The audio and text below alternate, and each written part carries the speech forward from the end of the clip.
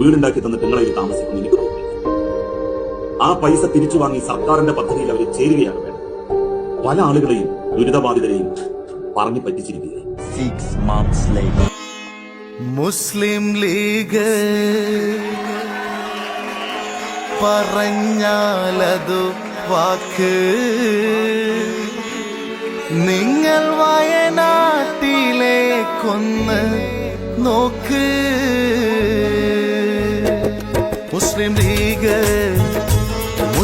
League പറഞ്ഞാലതു വാക്ക്, നിങ്ങൾ വയനാട്ടിലേക്കൊന്ന് നോക്ക്.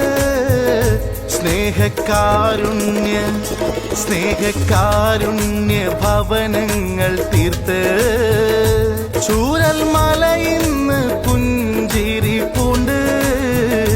മുസ്ലിം league പറഞ്ഞാലതു വാക്ക്, നിങ്ങൾ